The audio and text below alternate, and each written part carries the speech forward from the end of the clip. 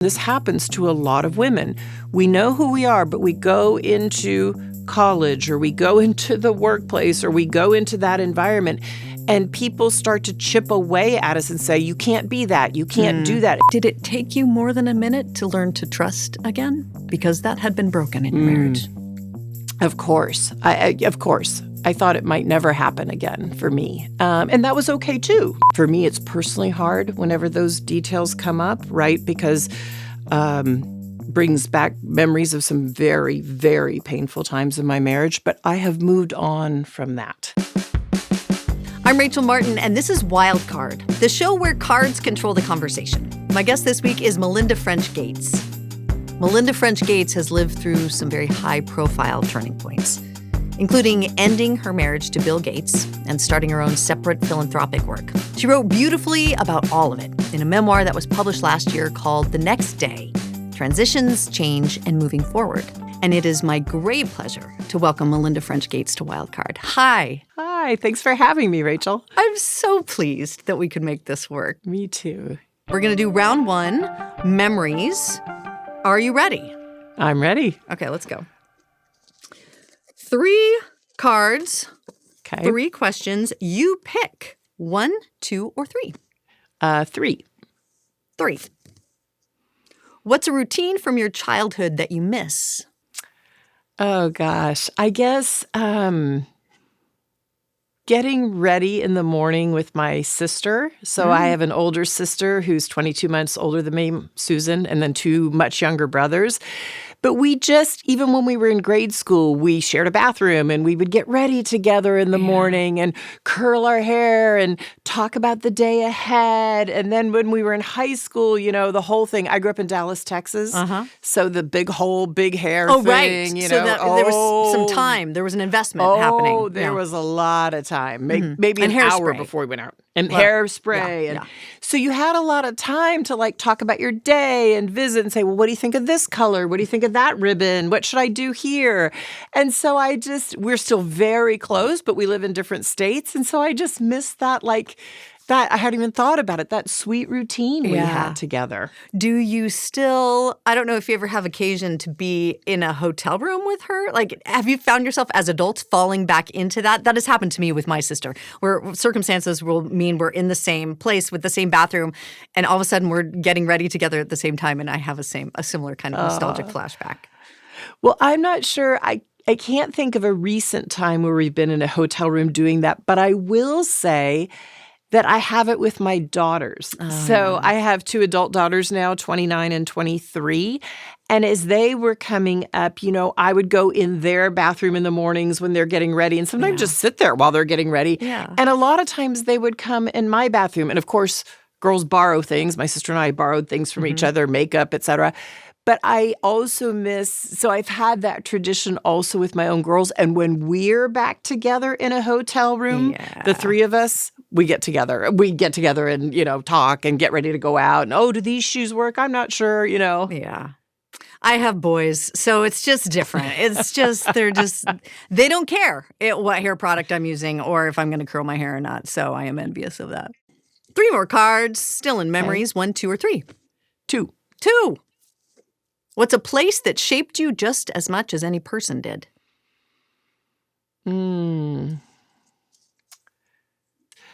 I would say working at Microsoft in the early years. I worked there for 9 years. I was a computer science undergraduate, went straight to business school, and then boom, straight to Microsoft. And I was quite young when I started. There were very few women in tech, and because I had this computer science background and this business background, it was a natural fit.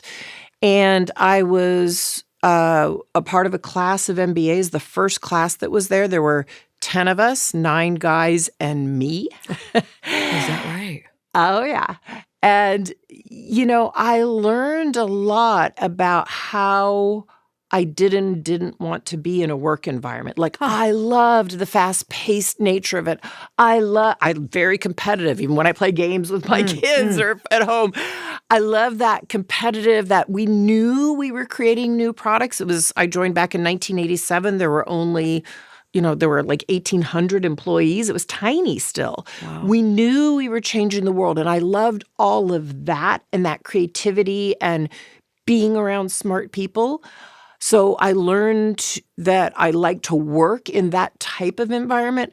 But I also learned that I didn't like that sort of rough and tumble, elbow each other, be the smartest person in the room, the boys' debate club. And so as I moved up, because there weren't many women there, and I was a good manager, I had managed people in high school and in college and in business school. As I moved up the ranks, I realized I no longer wanted to play that game. I would leave work, and at the end of the day, I'd go to the grocery store, and I just wasn't a very nice person anymore. Yeah. And I thought, that's not who I want to be. Yeah. And so I thought, I'll leave. I'll go get another job. But maybe before I do that, I'll just try being myself. I knew I'd fall flat on my face, whatever.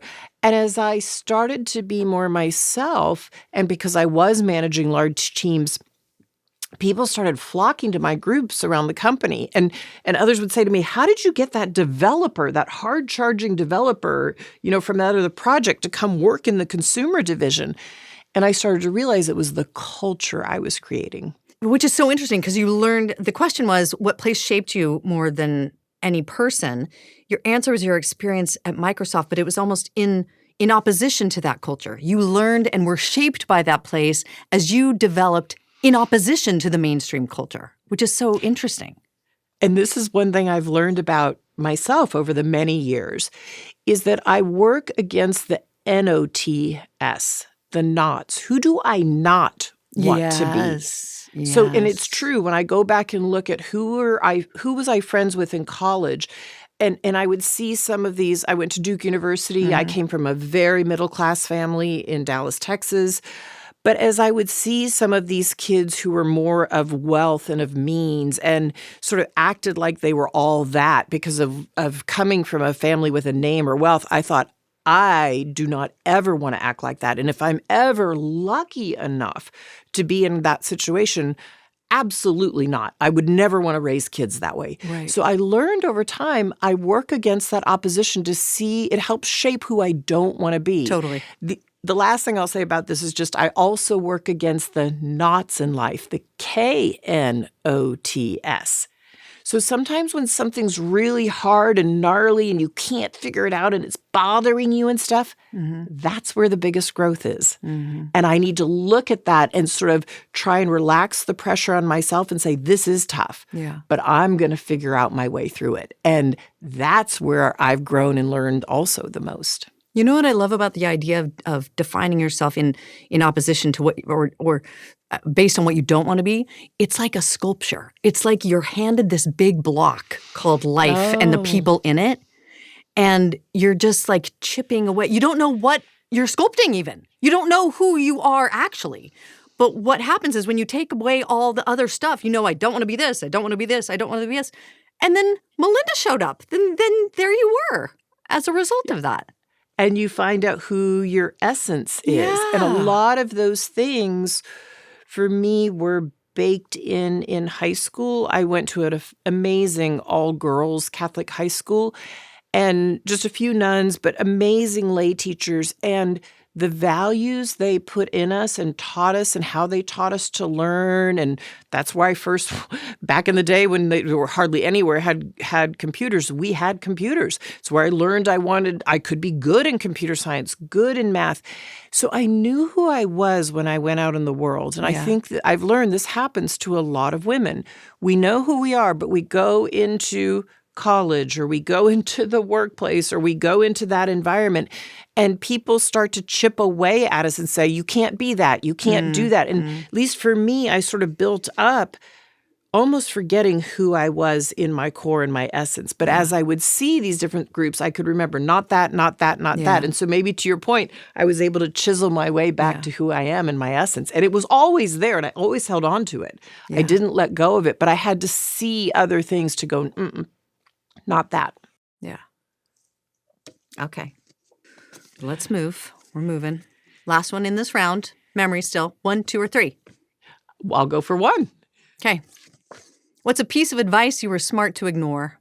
My freshman advisor who was also the college counselor for our all-girls school. I won't say her name.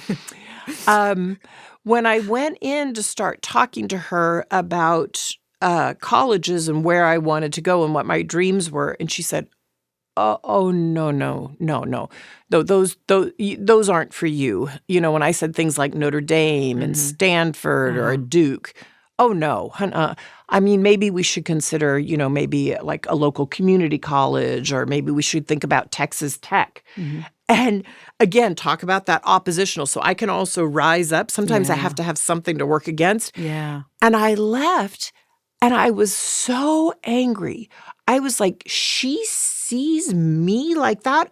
Who is she to see me like that? Are you kidding? I'm going to show her. And I went back. Once she said that, I went back and looked at the transcripts of the girls from our school who'd preceded me. And I realized the only ones who ever got into the colleges I wanted to get into were the valedictorians. And I was like, oh boy, I've got to be valedictorian. Is that right? And so I had to then get A's in all my classes, even the honors. So I put a lot of pressure on myself. But ultimately, I went to Duke, and I had at a time when they had two brand new computer labs. I had very good classes. It ended up being fantastic. Did you send a little letter to that high school guidance counselor being like, "Greetings from Duke University, period. Love, Melinda"? She knew where I ended up. And luckily, she was the only one that saw me that way. Like, my math teacher saw the potential, and boy, was my math teacher phenomenal for me, or my English teacher. And again, I say this often to people now. I've seen, using my own experience, the difference one person can make in someone else's life. And people have to remember that, because it's not just the positive stuff you say that can have a positive impact. It's the negative stuff that might eat out of you that can have a detrimental effect on the kids, the young people in your care or under your tutelage. Absolutely. Yeah. And, there's a saying, I think, in the meditation and spiritual community that, our brains are like Teflon and Velcro, that the beautiful things people say, or the inspiring things, they're kind of like Teflon. If you get a compliment, you kind of like let it go. But the Velcro is like the sticky ones, the ones that aren't so nice, those stick, and you got to work through those, right? And I certainly have some of those in my life too. I want to pull back from the game and talk about Pivotal Ventures, which is your foundation that works on social issues for women, including women's health. Can you just talk to me a little bit about how you focus there? Because you, Melinda French Gates, could have focused your money and effort and bandwidth anywhere. Well, I was lucky enough to form the Gates Foundation, the Bill and Melinda Gates Foundation, and I traveled for over 25 years to so many different countries in Africa and Southeast Asia. And what I came to see is we don't focus on women's health. We as a world, like I started to look at the data about women and women's lives, and what do we collect? Because the foundation, we often worked off of data, and I realized the data on women's health was very sparse. We knew a little bit about their reproductive health, and we knew a little bit about their maternal mortality at the time they gave birth or died in childbirth. But we knew very little. And if less than 1% of all global health and research funding goes towards women's health, and yet we're 50% of the population, there's a problem there. Right. And so I started to say to myself, wow, as I formed Pivotal Ventures, which I did in 2015, I really studied the barriers of what holds women back in our own country, the United States, and around the world. And it's because where we've done research and where we have funded around health, we've assumed the man's body as the default body, and then hers kind of comes next. But now we're learning that when you invest in women's health, our bodies work very differently than men. Right. And so I'm really investing in lots of ways now in women's health to make sure we can find good solutions, break through the barriers for women. But it's so big, Melinda. Women's health is it's enormous. everything from like menopause to birth control. Like, where education, how do you begin to focus your resources so that they make the biggest impact? Yeah. So I know from long-standing health research, when I was at the Gates Foundation, is that reproductive health is the number one most important thing. You have to at least do that, because when a woman has access to a contraceptive of her choice, she will space the births of her children. She is healthier. She doesn't lose her life. She doesn't get a fistula. And the babies are healthier because they need to be spaced so she has enough time and energy to feed them and they get what they need. So we know that is a bare minimum, but way above that. When I now am focusing on health, because I feel like the foundation's doing that, I'm doing some of that at Pivotal, but I'm now looking at what are the biggest killers of women. Well, here's the biggest one. Cardiovascular disease. Yeah. 35% of women's death is from cardiovascular disease. wild. And yet, a woman goes into the health system, even in our own country, and the chance she is diagnosed with having a heart attack is very low. 50% of cases for women are missed. And it's because we think of cardiovascular disease as a man's disease. Men So get I'm heart attacks, yeah. Totally. So with Welcome Leap, we're together putting in $100 million to study cardiovascular disease in women. And where should we intervene sooner? What should we look at? What are the biomarkers? And what can we bring forward more quickly for women's cardiovascular disease? At the end of 2026, we will pick another very large topic, and we're looking at potentially either mental health for women or autoimmune diseases, because those are the two that really disproportionate amount of autoimmune diseases are women are affected by compared to men. So that's where I'm starting. Yeah. Then I'm finding partners to partner with me who believe in putting in money for women's health. So I want to pivot to talk about your book, which came out last year. And you detail how important, obviously, your philanthropic work has been, especially in your later life. But, I mean, you have lived this exceptional life, right, in so many ways. What is profound about the book is that money doesn't protect you fully from grief and pain and profound disappointment. And I wonder if you could share what hesitations, if any, you had about putting all that stuff out into the public domain. Yeah. So I wrote a book that came out last year called The Next Day, and it's about transitions in life. You don't get to age 60 without having made, all of us, lots of transitions in life. Some you wanted to make, some you didn't expect, some that were easy, some that were really hard. And so I decided to put this book out because what I realized was in those transitions are the biggest moments of growth. And if you can look at them that way and you can have the courage to go through them, you can pick these lessons out for yourself. And so it felt extraordinarily vulnerable to do that book. I have lived an incredible, just a very privileged life. You know, I don't take that for granted at all. But in the end of the day, life is about the relationships you have and the family and the friends and what you make of it, how you make meaning out of it. So I've tried to take this unbelievable wealth I never thought I would have and plow it back into society in ways to make it better. So, that's what the book is about, is growth in transitions. So you talk about knots and how that's where we learn things about ourselves as we untangle them. I wonder if you are in one of those moments again now. I have to acknowledge the elephant in the room at this moment. Your ex-husband, Bill, is named in the newest tranche of Epstein files. And there are new alleged details about his past behavior. And I want to give you the opportunity to respond in whatever way you want to. Well, let me say this. I think we're having a reckoning as a society, right? No girl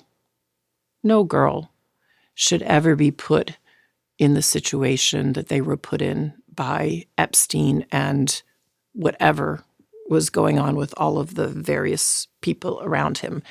No girl. I mean, it's beyond heartbreaking, right? I remember being those ages those girls were. I remember my daughters being those ages, right? So for me, it's personally hard whenever those details come up, right? Because brings back memories of some very, very painful times in my marriage, but I have moved on from that.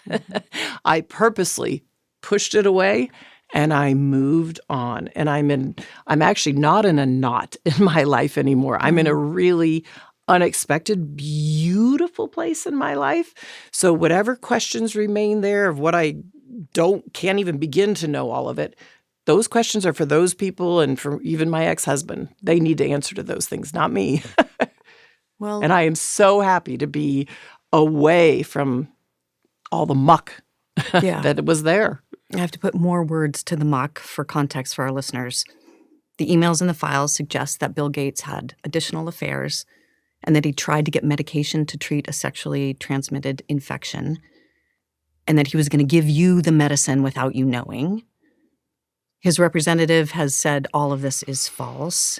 It is not on you to have to respond to the details of that alleged behavior, but I wonder what your dominant emotion is when you read these news articles with these details. Sad. Just unbelievable sadness. Unbelievable sadness, right?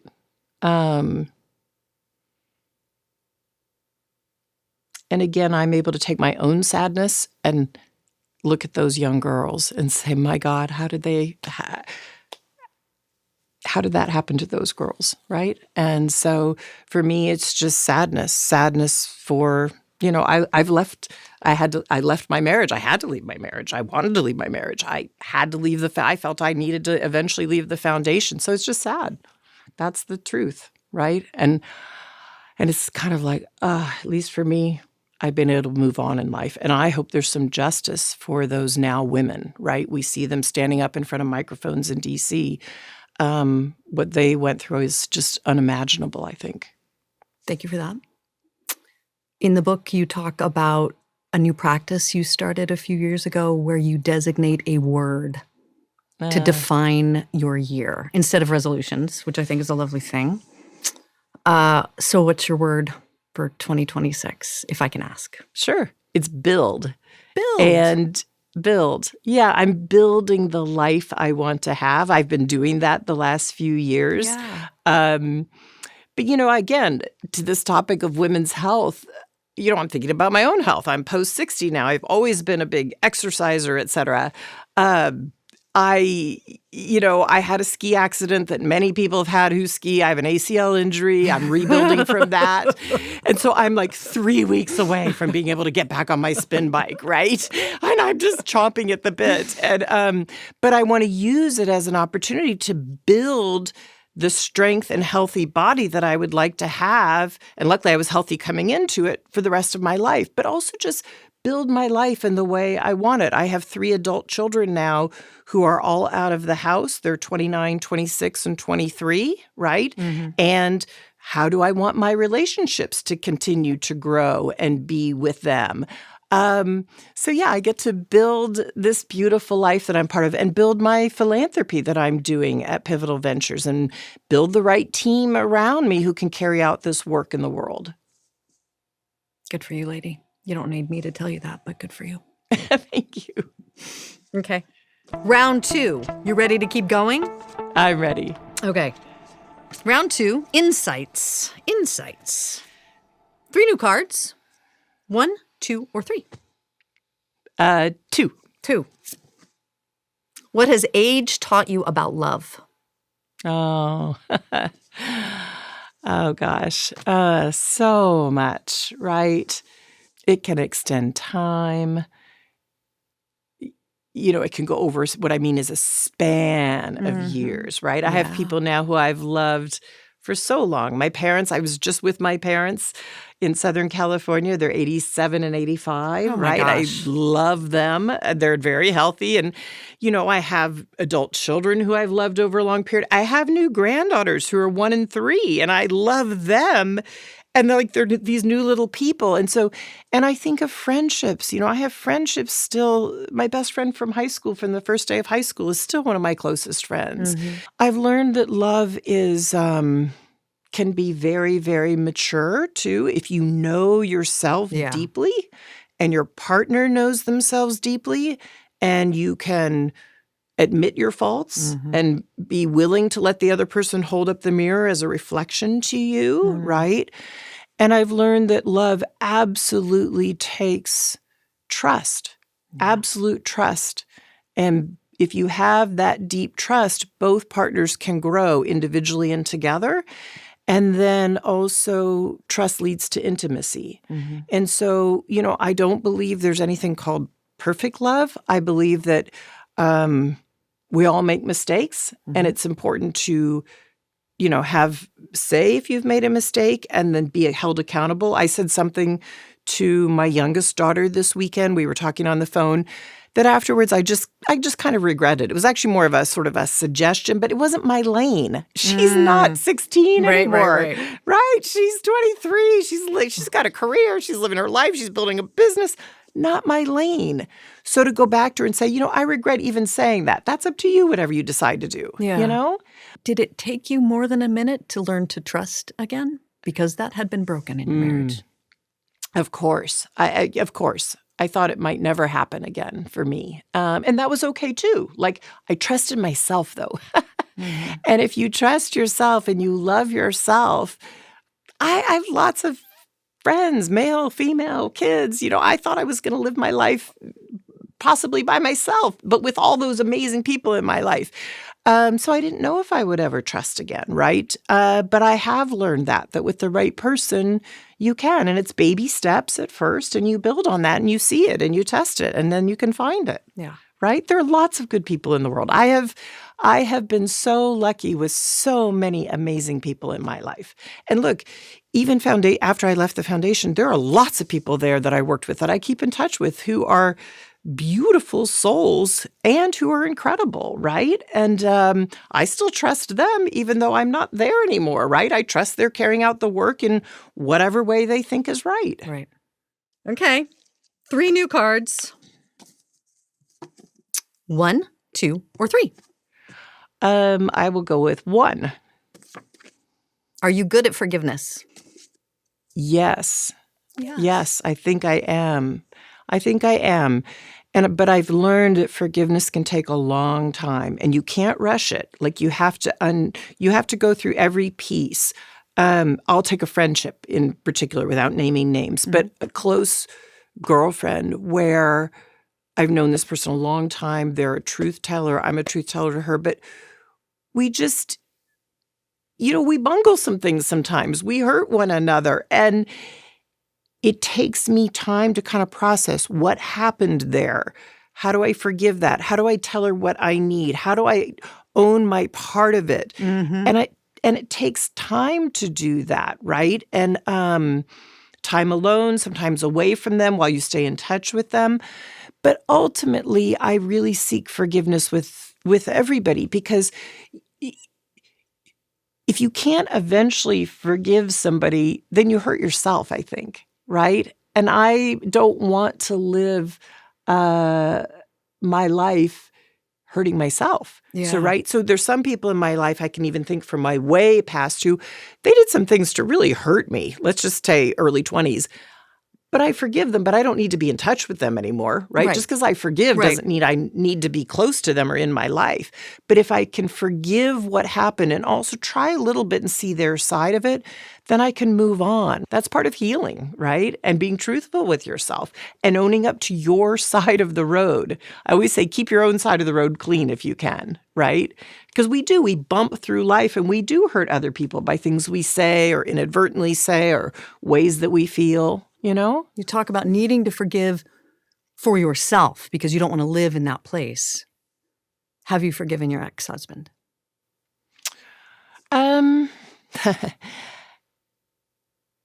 I think I'm going to keep that one to myself. That's a work in progress. Yeah. I think I'm getting there. Yeah. Enough said. 3 more cards. 1, 2, or 3? 2. What's something you still feel you need to prove to people you meet? Oh, gosh. What do I have to prove these days? It's funny because I finally am at a place where I don't have to prove anything. I am so comfortable now being myself. And even when I first started sort of dating again, I was kind of like, take it or leave it. You either like me or don't. Okay, Yeah, so what? right. Not everybody's for me. Right. But even when I walk in a room, I think maybe it's a little bit better to go back just a tiny bit and say, if I say to myself 10 years ago, what did I think I had to prove to myself when I entered the room? Oh my gosh. It was always, I'm smart enough. I know enough. I deserve to have this role of the chair, co-chair of this foundation. Even 10 years ago, you felt like that? Yeah. Because people kind of put that on you, right? Or I put it on myself. I never felt I knew enough. It was this whole perfectionism thing. I never knew enough. I couldn't be enough. You can't know everything. Take global health. My God. It's, right. 20 different topics in different places in the world. We're still learning. We're learning the science. But somehow I felt I never knew enough. Now I walk into a room and go, I'm plenty smart enough to do this. I may not know everything. That's okay. I'll ask some people here, or I'll admit, I haven't read that. Nope, I'm not up on that latest article in the news that you saw 2 hours ago. Right. Or no, I actually don't know that much about that particular rocket that just got shot in space. Tell me more. I hadn't thought of that pressure, because when you are in charge of billions of dollars to give to charities and different organizations doing good work, you would feel like you need to know what these organizations are really doing, because is it worth your investment? And there would be a lot of pressure to prove that you were making a smart choice with this money and that this is why you choose X over Y. Right. And that would be a lot. Or there's scientists who come in the room. You're working on a new medicine, let's say, for malaria. And I don't know all the biology of exactly. I know malaria's been here with us since the time of the Egyptians. I know how it produces in the liver. I know what it does to red blood cells. Okay, let's be clear. That's a lot. That's more than most people know. Right. And it's a parasite. So that's why it's hard to get a vaccine for it. Okay, we finally got one. But that's one disease. And so you're in these rooms with these scientists who are working on this, and they are on the cutting edge of science. So feeling like I knew enough to ask the right questions. And I finally just had to, again, kind of be willing to be myself. Like I said about when I worked at Microsoft, is, okay, I might fall on my face, but it's all right. I've just learned to be myself and ask the question. Have you read John Green's book on tuberculosis? I love it. Isn't it so good? I mean, I love it. I love him so much. He was on our show. I love that book. I love him. I knew you would have read it. I had read with my daughters, Phoebe and Jen, when they were younger, all of his teenage novels for teens. And then I read Ann Patchett as a friend of mine. She told me to read that. God. I loved it. She's also been on the show. She's fantastic. I met her only because of my first book. We became fast friends when I went and toured about my first book. She's wonderful. You know all the best people. Round 3, beliefs. 1, 2, or 3? 3. Have your feelings about God changed over time? Yes, definitely. I grew up in the Catholic Church. Went to K through 12 to Catholic school. And in grade school, we went to church Monday, Wednesday, Friday before we went to class. And then, of course, you went on Sunday. Of we course. Went as family on Sundays.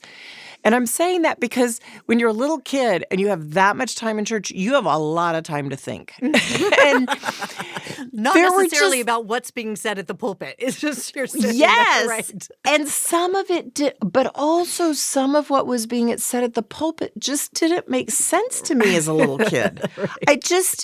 It was like they said that, but then I see them act that way. Like, some of the priests were actually really mean to the kids.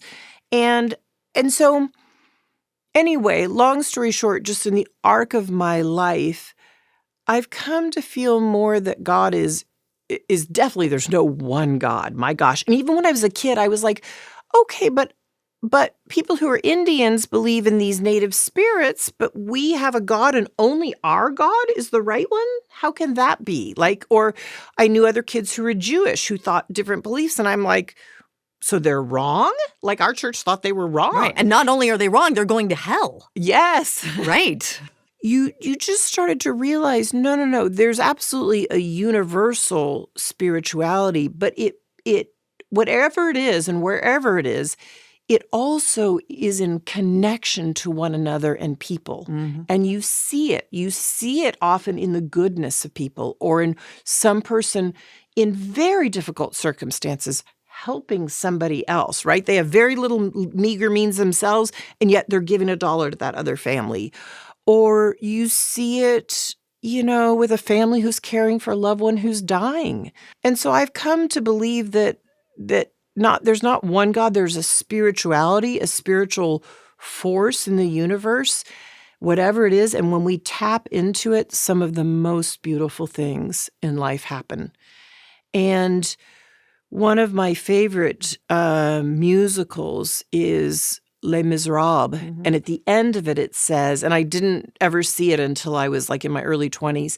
And at the end of it, I think the music is so beautiful. It says, to love another person is to see the face of God.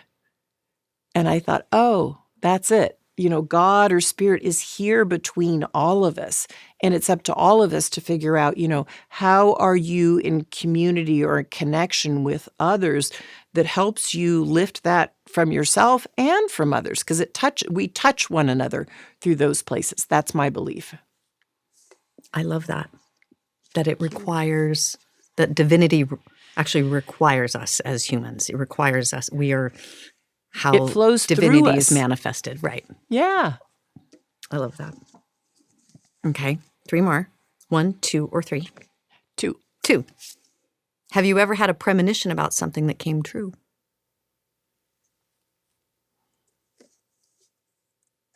Yes, but I would like to keep it to myself. As you are allowed. I'm going to ask another one randomly from the deck. Okay. When do you feel connected to the people you've lost? Oh, when I walk in nature. I take time and quiet almost every morning. So sometimes then, and when I do, I like to sit outside. Even if it's cold in Seattle, I'll try and sit out with a coffee, or go out and walk, get my feet in the grass, walk in the yard. But there are places like when you're in a forest and you're walking in a forest, there's a place north of Seattle I like to go. There's a set of islands, the San Juan Islands. I know them. And when I'm up there, oh my gosh, there's just a grounding. And those islands are rocks. They've been there, for centuries before us. And other humans have walked those paths long before I did, hundreds of years ago. And you just feel a grounding and a settledness. And that's when I feel like I can sort of feel some of these people that I've known or who've come before me. Last question. Okay. 1, 2, or 3? 1. What is your best defense against despair? Hope. Always hope. And when I'm really in despair is probably some of the best times to go out and see community work, either in the United States or in another country. When you see people helping one another and you see people saying, you know what, I can make sure this kid gets on this path, or I'm going to tutor that kid, or I'm going to show up and serve in the food line on a cold day, right? It just reminds you that that our humanity, there's so much hope in the world. There's so much goodness.